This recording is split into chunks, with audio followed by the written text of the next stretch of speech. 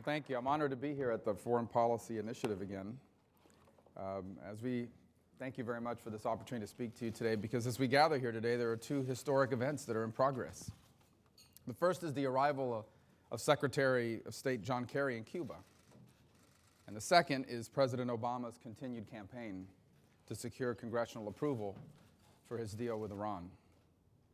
While numerous crises around the globe will require the attention of America's next president, I'd like to focus my remarks today on these two dangerous developments with Iran and Cuba, because I believe they represent the convergence of nearly every flawed strategic, moral, and economic notion that has driven President Obama's foreign policy, and as such, are emblematic of so many of the crises that have worsened around the world during his time in office. These deals demonstrate with jarring clarity how this administration has failed to anticipate impending crisis, ignored the realities of the globalized economy, and sought to make America liked rather than respected. The way it has placed politics before policy, and adversaries before allies, and political legacy before leadership. The way it has confused weakness for restraint, concessions for compromise, and most simply of all, wrong for right.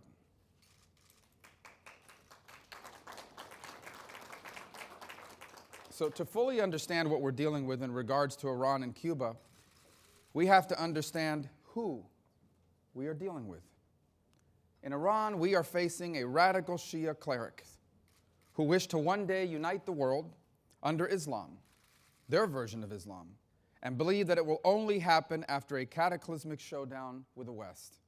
Leaders who have been directly responsible for the death of hundreds of Americans in the last decade, who continue to lead chants of death to America every week, and who refuse to stop financing terrorists that seek to kill Americans and to wipe Israel off the map. In Cuba, we face a proudly anti-American leadership who continues to work with nations like Russia and China to spy on our people and our government, who harbor fugitives from American justice, and who stand in opposition to nearly every value our nation holds dear by violating the basic human rights of their own people, by preventing democratic elections, and by depriving their nation's economy of freedom and opportunity. The world has missed having an American president who speaks honestly about the world in which we live. In the eyes of Barack Obama and Hillary Clinton, his former Secretary of State, the Cuban people are suffering because not enough American tourists visit that country, when in truth, the Cuban people are suffering because they live under a tyrannical dictatorship.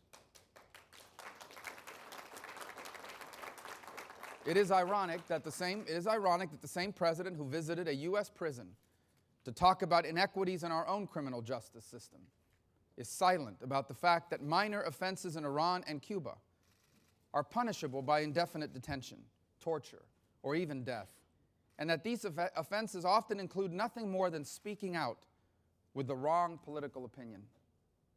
Instead of focusing his criticism on these illegitimate governments, the president has chosen to attack opponents of his policies here at home, going so far as to demonize critics of the Iran policy as, quote, lobbyists with money and warmongers. And he has criticized those who oppose to his Cuba policy as, quote, practitioners of ethnic politics. This is shameful, derogatory rhetoric, and it should have no place in our democracy, especially from our president.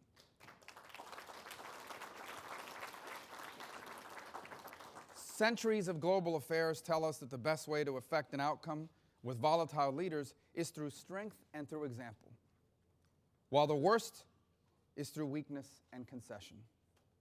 Yet weakness and concession are the preferred tools of statecraft of this administration.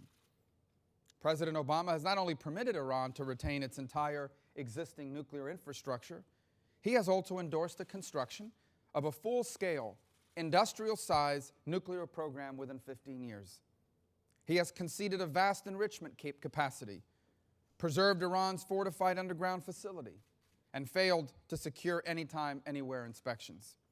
He has virtually guaranteed Iran becomes a regional power with the ability to build long-range missiles capable of hitting the United States homeland. And on top of all this, he wants to hand Iran $100 billion in sanctions relief, which will be used, in part, to fund Hamas and Hezbollah, promote instability in Bahrain and Yemen, and to prop up Bashar al-Assad in Syria. He has given all this away without any commitment that Iran will end its support for terrorism, accept Israel's right to exist, or return a single American hostage. In short, the deal with Iran isn't a deal at all. It's a string of concessions to a sworn adversary of the United States. And the negotiations with Cuba have proven equally one-sided. President Obama has rewarded the Castro regime for its repressive tactics and its persistent, patient opposition to American interests. He has unilaterally given up on a half-century worth of policies towards the Castro regime that was agreed upon by presidents of both parties. He has ensured the regime will receive international legitimacy and a substantial economic boost to benefit its repression of the Cuban people, which has only increased since the new policy was announced. And as a symbol of just how backward this policy shift has turned out to be, not a single Cuban dissident has been invited to today's official flag-raising ceremony at the new U.S. Embassy in Havana. Cuban dissidents have fought for decades for the very democratic principles President Obama claims to be advancing through these concessions. Their exclusion from this event has ensured it will be little more than a propaganda rally for the Castro regime. So I will make this pledge here and now. As president, as a symbol of our solidarity between my administration and those who strive for freedom around the world, I will invite Cuban dissidents, Iranian dissidents, Chinese dissidents, and freedom fighters from all around the world to be honored guests at my inauguration.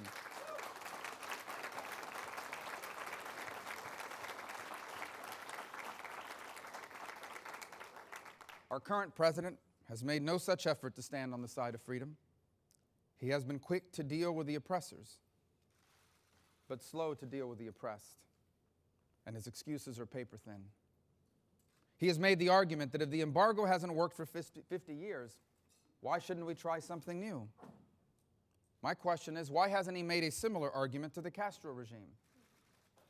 For over 50 years, they have tried tyranny and communism, and it hasn't worked either.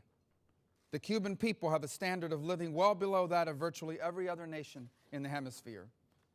He's also made the claim that the people of Cuba do not have access to 21st century technology because of the U.S. embargo. This is patently false.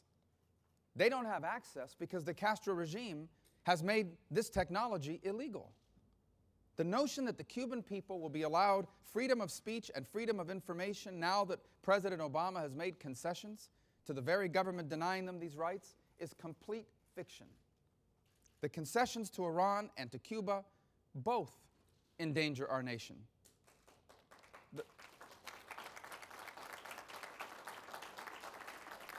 And here's how. The deal with Cuba threatens America's moral standing in our hemisphere and around the world. It brings legitimacy to a state sponsor of terror and further empowers an ally of China and Russia that sits just 90 miles from our shores. And if the effort to stop the Iran deal in the Senate fails, the threat posed will truly be historic. A nuclear arms race will likely overtake the Middle East, and the national security stakes of the election before us will become higher than those of any election since the end of the Cold War. It is important to note that Hillary Clinton not only supports these two deals, she now brags about her instrumental role in bringing them to fruition. The fact of the matter is, Hillary Clinton will not overturn these deals as president. I will.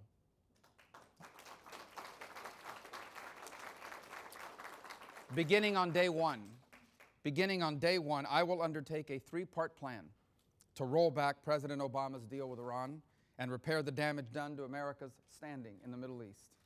First, I will quickly reimpose sanctions on Iran. I will give the mullahs a choice. Either you have an economy or you have a nuclear enrichment program, but you cannot have both. And I will also ask Congress to pass crushing new measures that target human rights abusers and Iran's leaders involved in financing and overseeing Iran's sponsorship of terrorism. Second, I will ensure our forces in the Middle East are positioned to signal readiness and restore a credible military option. This will be bolstered by my administration's efforts to rebuild our military by ending defense sequestration once and for all. And third, after imposing crippling sanctions on Iran, I will link any talks to Iran's broader conduct, from human rights abuses to support for terrorism and threats against Israel. I will insist that a deal must terminate Iran's nuclear program. Iran will never be allowed to build a nuclear weapon if I become president, not now and not decades from now.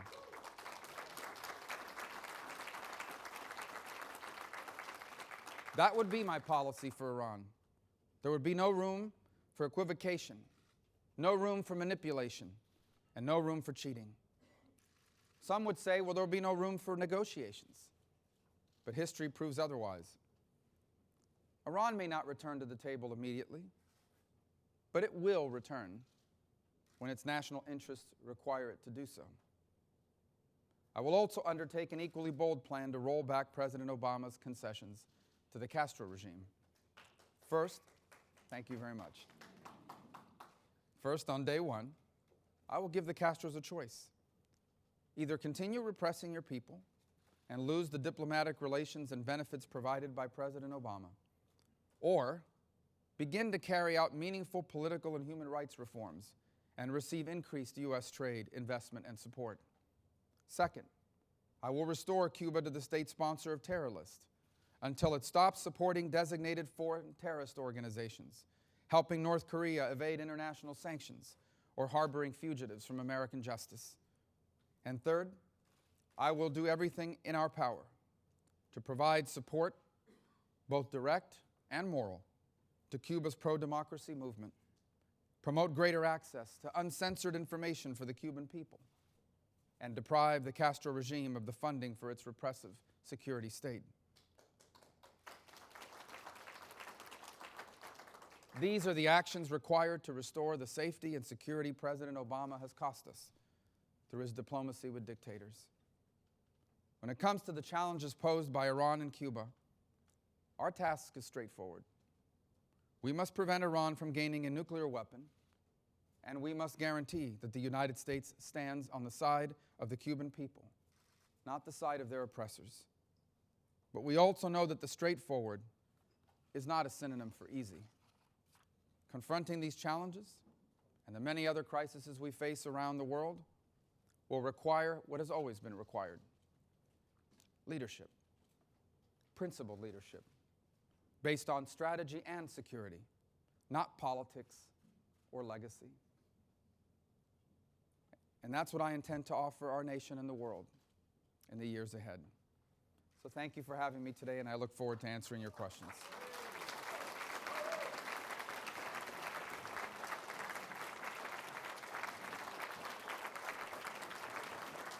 Someone sitting here?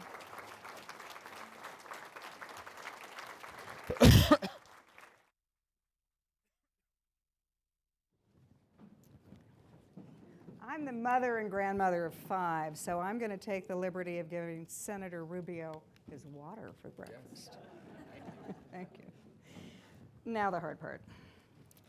You know, you have talked very eloquently about what you would do now to stop President Obama's relationship with Cuba, but let's fast forward when you are President of the United States, if you are President of the United States. We've already established relations. The American flag is flying over Havana. And you have said just now you would roll back the relationship. But how realistic is that? I mean, if by 18 months from now, the United States will have business interests in Cuba, we will have contracts, major American companies will have already started building hotels, will have started tourist trades, will have started investment in industrial investment. So how do you undo all that? I actually don't think that is what's going to happen. First of all, when people have to understand there is no such thing as the Cuban economy. When we talk about an economy, we think of our own economy or some other economy. There is no such thing as the Cuban economy. What there is a massive holding company. It's called GAESA, G-A-E-S-A. And it's run by the Cuban military. They own everything in Cuba. All of the hotels, the telecommunications, the rent-a-cars, the gas stations. Every major industry in Cuba is owned or operated by a company held within this larger company called Gaesa. That's what when you open up to the Cuban economy, who you're opening up to is this holding company run by in fact, run by Raul Castro's son-in-law. So what American companies are going to find when they go to Cuba is, number one, a government that's going to say, well, we'll let you flag a hotel under your name, but it belongs to us. The workers work for us. You have no real ownership stake other than you may give you 20%, but we're the majority owner in everything. And there is no property rights or contracts that can be enforced anywhere. And so I don't think it's going to be as quick as people think. I think the initial bump is going to be travel. Remittances are going to continue, obviously. You'll see some minor investments, but not major investments. The second point that I would make is I'm in favor of any policy that helps bring about change in Cuba. I would tell you today that if what the president had done had been in exchange for concrete promises by the Cuban government, we are going to begin to do this, we're going to begin to do that, I'd still be uncomfortable with elements of the deal, but it would be harder to argue against. Understand this arrangement. This arrangement is simply this. We're going to do all these things with Cuba. We're going to open up all these things that we are willing to do with Cuba. And Cuba responds, thank you very much, but we still want you to pay reparations, and we're not going to change a single thing. And they've said that repeatedly to their own people, and they've carried out. This Sunday, they rounded up, arrested, and beat over 90 dissidents, some of them wearing Barack Obama masks as they were parading down the street in protest. And so my point is, if they want to continue down this path, there better be some action on the part of the Cuban government, or we're not going to have an American flag flying over what a so-called embassy that in fact is nothing more than the same facility we had once there, but now we've given them this diplomatic recognition and legitimacy to an illegitimate government. All right, so let's ask the tougher question from the United States perspective. The only time we've ever come close to having a nuclear war was over the Cuban Missile Crisis and the Soviet Union trying to put nuclear weapons, nuclear missiles in Cuba. How are you going to prevent the Chinese who are interested in the region, the Iranians who have also expressed interest in the region, and the Russians from doing some kind of military relationship with the Castro government and potentially using those ports as ports that they would put their own military naval vessels in? Well, let me just tell you, I don't retreat from the doctrine that we will not allow any foreign power to establish in the Western Hemisphere an offensive military capability that's capable of attacking the United States. It's simple as that. Even though Secretary Kerry himself has said the Monroe Doctrine is dead. Well, Secretary Kerry's not going to be my Secretary of State, so.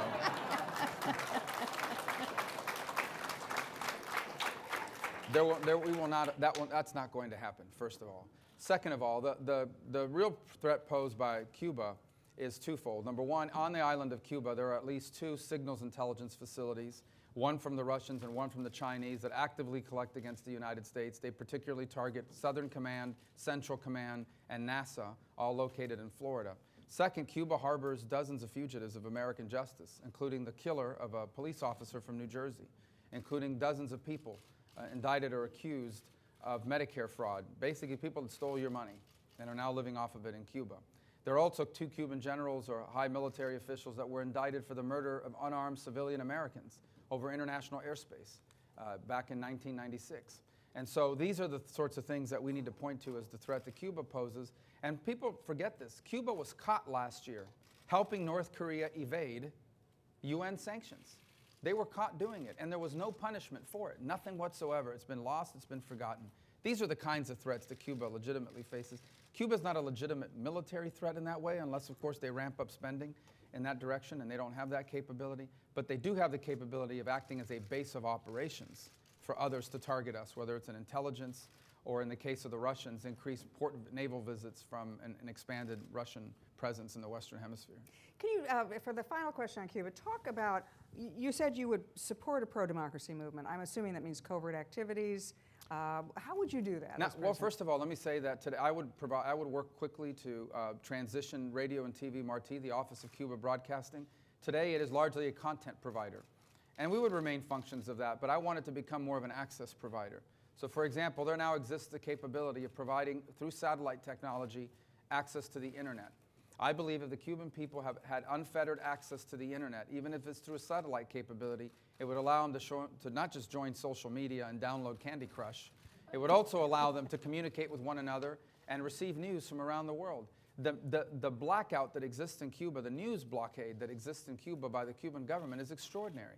They will have no idea that this happened here today. They will have no idea about the debate going on in America. They don't get CNN or Fox News, or they don't get MSNBC either. But, well, No loss. yeah, that's their loss, right? But they also don't, all the information they get in Cuba is from Cuban government sources. And so I think breaking that news blockade will be a big part of helping that government transition, and we would pursue that quickly. And as far as the pro-democracy movement in Cuba, we have democracy programs now. We would continue to fund those and try to give them a stronger standing within the island. In essence, show that we are firmly on the side of those on civil society that are looking for a positive change. Because you're also looking to empower the next generation of Cuban leadership, people capable of functioning in a democratic society, even when that day comes, as we hope it will soon. Let's move to Iran, and I want to go in two tracks. One, let's assume that, as you have predicted, that the president vetoes your bill to not have the Iran deal go through, and then it is not overridden, so that the president's Iran deal does go through. You said when you're president, you're going to unwind a lot of that. Let me ask the same kind of question about Iran as I did about Cuba. Twofold. One, the other countries in the world and the other countries who are signatories to the Iran deal, they don't care about that. They see an economic opportunity that they're not going to walk away from. The Europeans want to sell them cars, the Russians want to sell them weapons, the Chinese want to buy their oil. How effective would U.S. sanctions be in a Rubio administration? Well, let's take out the Chinese and the Russians, because they've never cooperated to begin with. And they're not cooperating now. Soleimani was just parading up and down the streets of Moscow. Basically anything we're for, Vladimir Putin has decided he's against. And the Chinese have their own agenda, and they pursue it in their own way. They've never really been a critical linchpin of our efforts. They're at the negotiating table, but they never really cared or been as supportive about this as we want them to be, or as they should be, but don't realize they need to be. The other countries, I don't agree. Basically, when our sanctions are reimposed, for example, the banking sector in Germany, they're going to have a choice. They can have access to the U.S. economy, through which 50% of global capital flows happen, or they can choose to have access to the Iranian economy, through which less than 1% of global capital flows go through. I think they're going to choose the U.S. economy. When given a choice between having access to the American economy or the Iranian economy, these companies are going to choose the American economy. The second point that I would make about Iran is we don't have to think hard to imagine what's going to be in place in about 10 years. Just look at North Korea today. North Korea today possesses multiple nuclear warheads and long-range rockets capable perhaps of even reaching the continental United States. The good news is they're not very good at aiming. So we don't know if they're going to hit San Francisco or San Diego. The bad news is they could hit something. And so what does that mean? We don't have a credible threat of force against North Korea's nuclear program. Because if we were to target their nuclear program, the cost of it will be an attack on Seoul or on Tokyo or on Guam or on Hawaii or potentially on the west coast of the US. Well, that's what we're going to be in about 10 years with Iran. We will not have a credible threat of force against Iran because they will have rapidly already expanded their conventional capabilities, but we will also know that any sort of military action against Iran's nuclear program would result in an attack on Paris or London or Washington or New York. And that's where I know we will be in 10 years because of this deal. What if we're there in a year and a half? What if Iran is a threshold nuclear state within a year and a half? Well, again, I think that's why it's important. The only approach to Iran that has any chance of success in the short or long term is the combination of two things. Crippling sanctions on their economy and on individuals, which is what, quite frankly, forced them to the negotiating table to begin with, despite the fact that this administration fought against those sanctions. Though they go around now saying we put these sanctions in place and forced Iran to the table, the Obama administration was against and argued against these sanctions, using the same arguments they're using now. Sanctions combined with a credible threat of military force. Basically, as long as you're enriching uranium or reprocessing plutonium, sanctions will remain in place. And if you try to move towards a weapon, we will hit your facilities with a credible threat of military force. That's the only way that in the short to midterm we can really rein in this program. It's the only thing that has a chance of success. When you say the Russians and Chinese have never been with us on the sanctions anyway, how do you prevent the Russians and the Chinese from establishing a much closer relationship with Iran, especially if we're not in the deal? If they can't buy American weapons, European weapons, they want to buy Russian weapons. Well, we can't prevent, per se, from them from pursuing this route. It's a fact of what we face now. I think it's an eye-opener. But you know what? That actually answers my question. We've put a tremendous amount of stake in the United Nations Security Council, in which both of these countries have a veto power in. And so we're putting our faith in the enforcement of this mechanism, and two of the main countries involved in this endeavor have the sort of relationship that you've outlined. I still think, and I believe, that ultimately Iran's economy is impacted by U.S. sanctions in ways that the Russians cannot overcome. In fact, the Russian economy itself is the subject of sanctions now. So you would have two sanctioned countries interacting with one another, but neither one having access to the modern developed economies of the world. Look, it isn't going to prevent them from being able to do any commerce, but it's going to have a significant impact on their ability to grow their economy and therefore fund the operations that they're seeking to fund. I want to turn to ISIS before we go to audience questions.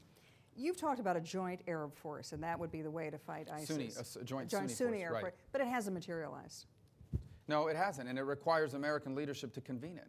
I think there's a willingness on the part of many of these countries to participate in this effort, and the elements of it would be nation states like Egypt and Jordan and many of the Gulf kingdoms, but it would also Saudi Arabia. But it would also involve empowering local forces in Iraq, the Sunni tribes themselves, to help defeat a radical Sunni movement. Obviously, it involves Kurds as well. And I think it also involves Christian communities who are asking for the ability to defend themselves, at least, from these attacks that they've experienced. So it's a combination of all these things. It would require U.S. leadership to help convene it and bring it together, and it will require some U.S. involvement. For example, technical, logistical, and intelligence support. Embedding special operations forces to help with targeting and training and strategic advice and so forth. But I do think ultimately this is not just because we don't want to be in the fight directly. It is also because I believe that the fastest and most enduring way to defeat a radical Sunni movement is for Sunnis themselves to defeat it, Sunnis themselves to reject it. It has to happen that way. Otherwise, the elements that made it possible are still in place. The resentment between Sunnis and Shia remain in place, which is one of the reasons why ISIS was greeted as a liberator initially. They were, when they re-entered Iraq, they were greeted as liberators from the Shia government in Baghdad, as that was the view of many of the Sunni communities. Obviously, they don't feel that way anymore because they now see the reality of this group. So I think it's critical that Sunnis play a linchpin role in defeating this radical Sunni movement. So I take it from that then that you would not have cooperation with the Shiite militias that are active. The problem with the Shiite militias is they're basically extensions of the Iranian government.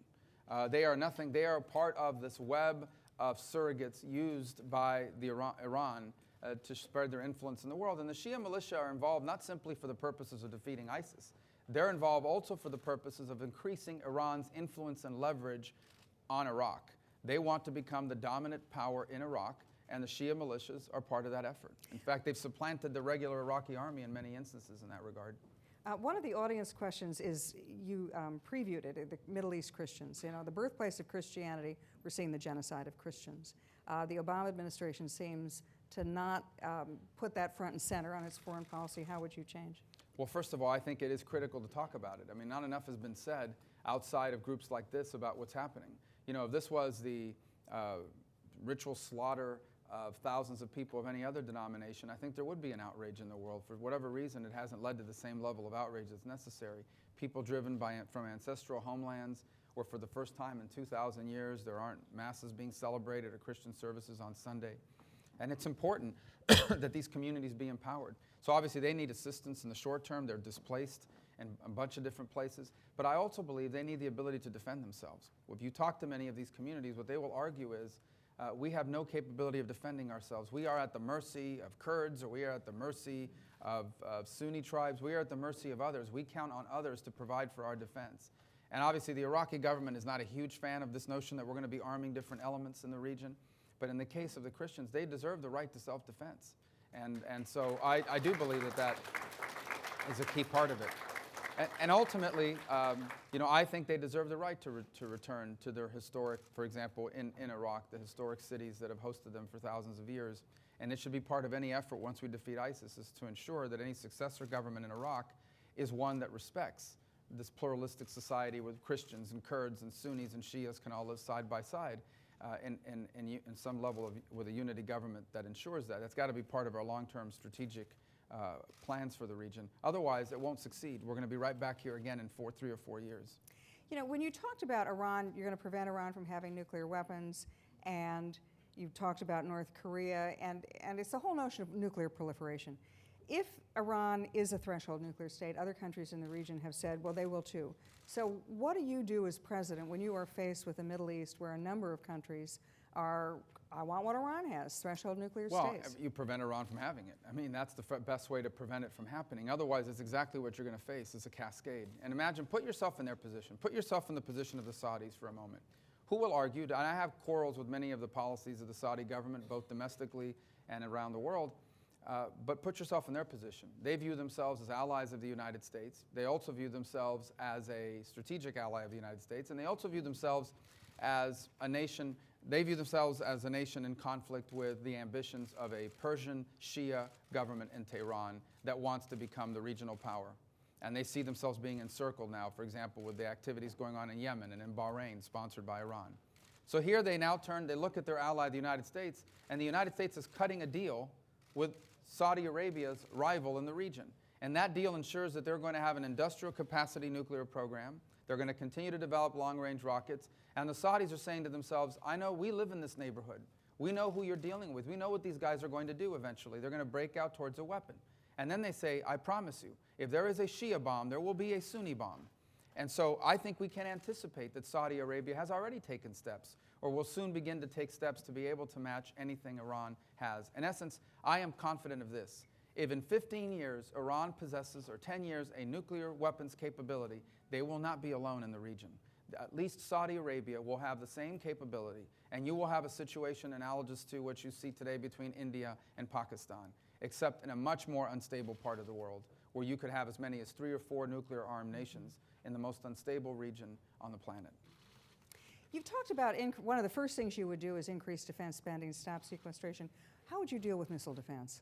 Well, I think missile defense is a critical component of it, because one of the technologies that the threshold has dropped incredibly in terms of being able to access is intercontinental missiles.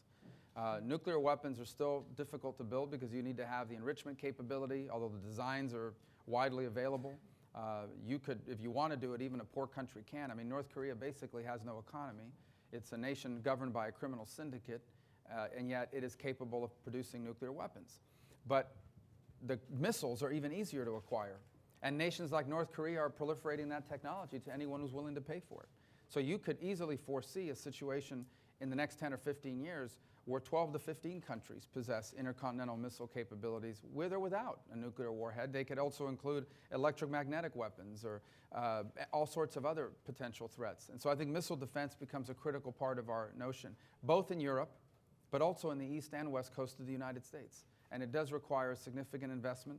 And you know, the Gates Commission that looked at all of this and set the baseline funding level that we should be at, but are not, anticipated all of these threats in their budget decisions. But again, that's why I believe that we must return to that baseline number.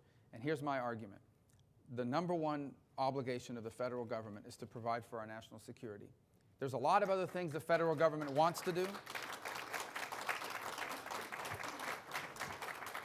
There are a lot of the other things the federal government wants to do or has decided to do, but national security is the one thing the federal government must do.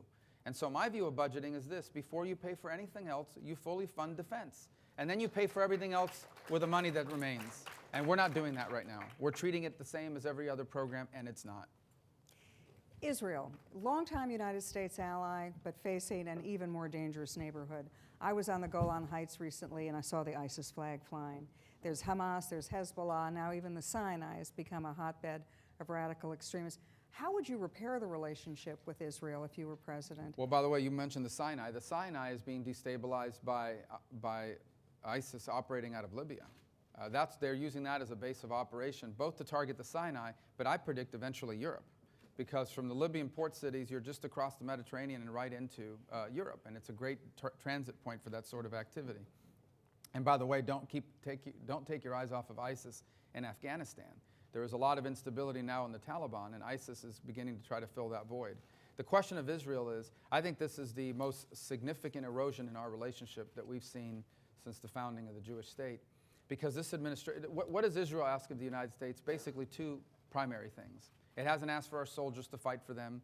It hasn't asked us to conduct military operations in their place. It's asked for two things. Number one, that we support them in international forums, that we use our veto power at the Security Council to prevent international sanctions or actions against Israel. And the second thing they ask for is that they run out of weapons, bullets, or rockets, that we rearm and supply them. For the first time in a long time, maybe ever, there are significant doubts in Jerusalem about both of these things. The Obama administration has telegraphed a threat that they may not use our veto power to prevent, for example, a recognition of a Palestinian authority or the condemnation of Israel. And in fact, are intimating that if Israel does anything against Iran now, they will be an international pariah, and the U.S. won't be there to support them. And we saw just a year and a half ago when Israel came under attack and required some resupply, that the administration hesitated for a significant period of time because they were concerned about the way Israel was conducting its operations. So I think that's eroded the relationship significantly. If I'm president of the United States, the Israelis won't have to worry about either one. It will be crystal clear to the world that the United States of America will do whatever it takes to ensure that the only pro-American free enterprise democracy in the Middle East, the state of Israel, survives and prospers as a Jewish state.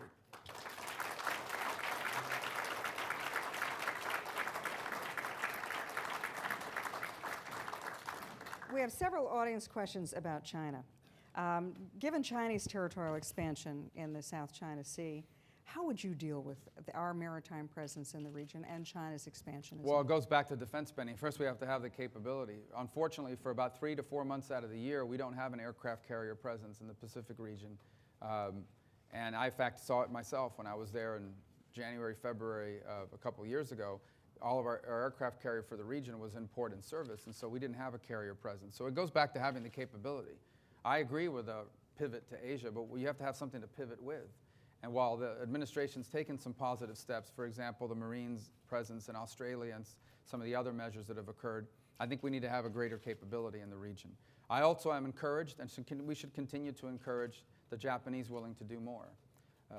Abe has looked for ways, has found some creative lawyers that have allowed them the opportunity to now provide for collective self-defense. And that's important because the Japanese military or self-defense forces are quite capable. They are an incredible force multiplier for us.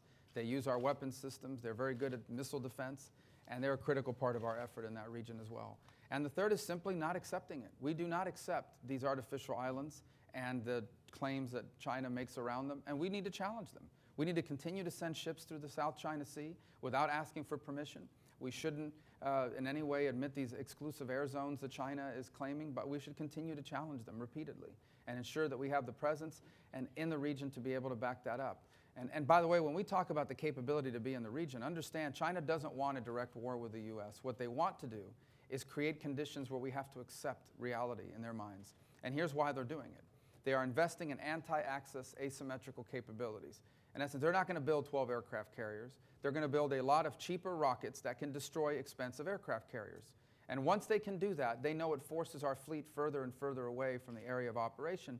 And then they can turn to the countries in the region and say, you know, you've got this American security agreement that you're relying on, but they can't really live up to it anymore. So you might as well fold in under the order that we've created. In essence, it's almost like a reverse Monroe Doctrine. It is the Chinese version of the Monroe Doctrine in the Asia-Pacific region, that they must be the dominant military and political power in the region, and we can't be around. We shouldn't accept it. We are a Pacific power with deep interests and relationships in that region. Our economy is deeply dependent on our access to the Asia-Pacific region, and in no way should we cede ground on that to China or any nation.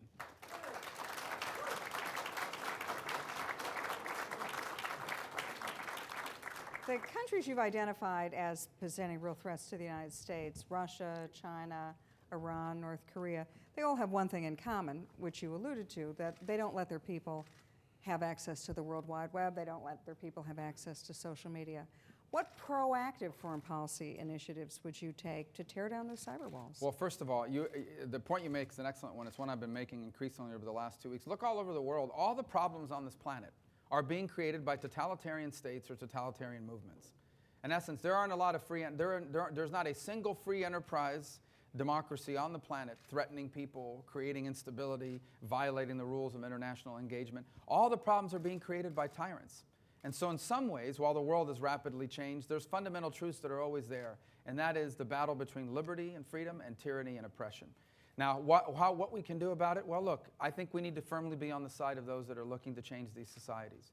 So if I'm president and there's a green revolution in Iran, my first statement isn't going to be, I'm not going to interfere in the sovereignty of Iran. My first statement's going to be, we stand with, in solidarity and in support of those in the streets of Tehran who are protesting against that. It's why we pursued and I helped pass sanctions against human rights violators in Venezuela. It's why we've talked about the democracy programs in Cuba today. It's why we need to be firmly on the side of those seeking political change in China, in Russia, in Iran, everywhere in the world where tyranny is being confronted by brave people that are standing up for it. And I think sometimes, unfortunately, this administration has looked the other way on human rights, on pro-democracy movements, and things of this nature. And when you do that, you demoralize these movements. The moral authority and power of the United States should not be underestimated. It is clearly a key role in providing both moral sustenance but also international attention to those that sought freedom and opportunity in the world during the Cold War. We can play the same role now. The last question you asked is, how do we break the cyber blockade? Well, that's a little harder in large countries like Russia and China, but I can tell you how we don't allow it to accelerate, and that is by turning the internet over to a world government organization of some sort that now regulates the internet and actually finds that these practices are legitimate. You've often been compared with your optimism about America's future, while the rest of the country and mainstream media and a lot of polls have said that great majority of Americans think that the future is going to be less good than the past has been, that they look ahead and they say we're a nation in decline. You have talked a number of times about restoring America's leadership role in the world, but also America's sense of itself and confidence in its own moral, the shining city on the hill, to borrow Ronald Reagan's phrase. How would you go about doing that? Well, first of all, I'm optimistic about America because despite our challenges, I wake up every morning with a belief that I wouldn't trade places with any other country in the world. In essence, I encourage everyone here to ask yourself the same question. Despite our challenges, who would you rather be? Would you trade places with Russia? Would you trade places with China? I don't think anybody in this room would, and neither would I. We have challenges and they need to be confronted. That's not new. Every generation has faced challenges. Some were domestic, some were international, some were both, but we've always faced great challenge, and we always will. And the question for us is not whether we face challenges, it's whether we're going to solve them and move on. I actually think the 21st century holds extraordinary promise. For example, economically, we now live in a world where there are hundreds of millions of people that can afford to buy the things we make, the services we offer, who are prepared to invest with us and partner with us. We've never had a global economy with so many people who buy things and invest in things. And we can be a big winner, as can they. It's not a zero-sum game. I'm very optimistic about that. I'm optimistic about the fact that all over the world, a growing number of people aspire to liberty and freedom. And in many respects, while the internet poses challenges, for example, the ability to radicalize Americans, it also poses extraordinary opportunity, which is the ability to collaborate and spread news and information quicker than ever. These are positive developments. Our choice is, do we harness them and lead, or are we overwhelmed by them and are left behind? Americans are insecure about tomorrow because the world is rapidly changing. Our economy is not undergoing a downturn. It is undergoing a massive transformation. It is like the Industrial Revolution happening every 5 years. And the question we must answer is, are we going to embrace it, or do we ignore it, fight against it, and get left behind? And geopolitically, yes, the world is changing, but it still requires American leadership. In the absence of our leadership, what you leave behind is a vacuum, and that vacuum leads to chaos. America's never asked for this job of being the global leader. But for some reason that we don't fully understand, fate has given it to us. And now we have a choice. We must either accept it, or the world will become a darker, more difficult place to live in. Because as I said, in the absence of our leadership, there's no one that takes our place, and the chaos that follows makes the world more dangerous and less prosperous.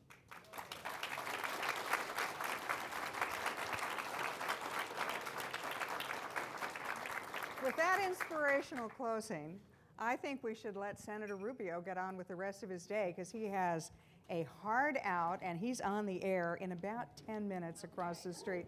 Would everybody please stay standing? I know you want to get out, but please let Senator Rubio go out. I'm going Don't to mob Fox. him. Yeah, exactly.